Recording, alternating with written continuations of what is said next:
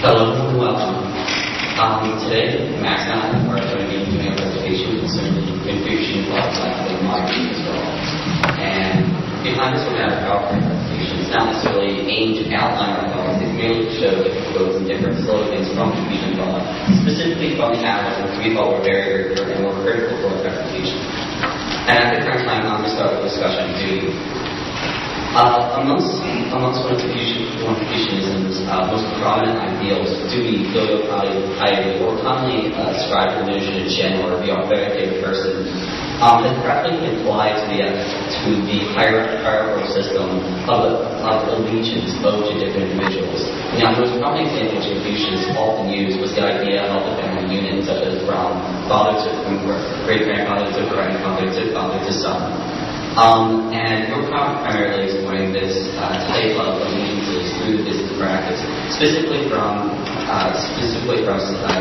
CEO to vice president to finally a local manager to co-workers and individuals actually being employed by the firm and finally answering themselves.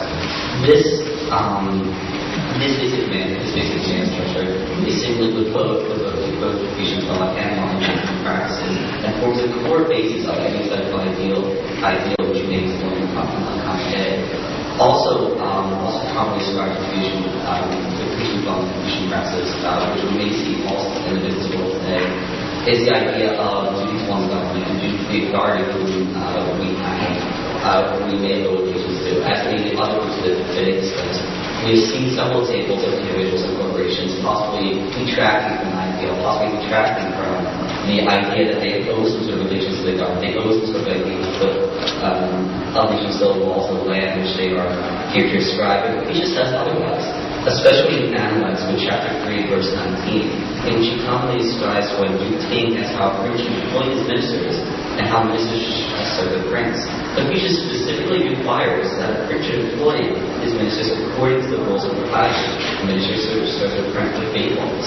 This common ideal we see connections between the business world as they are very, very current and in fact critical to get properly in these common business practices.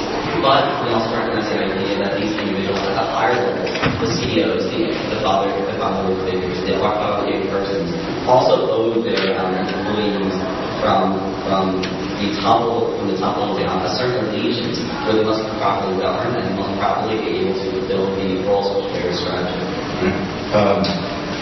This leads back into obedience. Obedience from Confucius, we can describe obedience from both the top down in terms of obedience to your duty to everyone below you. So in the sense that the king has a duty to his people and he must obey that sort of duty. He must provide for them. In the same sense, there's a very strong sense of obedience, which Confucius draws out of the sense of a child to his father. And that can be turned into the governmental role of the person ascribing to the king, the minister to the king, and even in the corporate sense, in terms of the employee to a supervisor who is his boss, the CEO, and whoever he has to report to. Obedience plays a very strong aspect here. Simply without obedience, chaos reigns and you'll have rebellion. And the nature of obedience, as far as Confucius was thinking, it is everything. The failure to have obedience would destroy culture as he saw it. So to maintain obedience was the main role of the ruler. And almost in Confucius' time, you saw examples where rulers lost their obedience because they didn't follow their duty. So it's this kind of double working thing. So leading back to obedience from Analytes chapter 2, verses 19 to 20. Dukai is saying, what should be done in order to secure the submission of the people? And Confucius replied, advance the upright and set aside the crooked. Then the people will submit. Advance the crooked and set aside the upright, and the people will not submit. Chikai asked, how to cause people to revere their ruler, and how to be faithful to him, and how to go on so they nerve themselves to virtue. The master said, let them preside over themselves with their own gravity, and they'll be reverent to him. Let him be fine and kind to all, and they will be faithful to him. Let him advance, and the good they teach, let him advance the good and teach the incompetent. Then they will eagerly seek to be virtuous.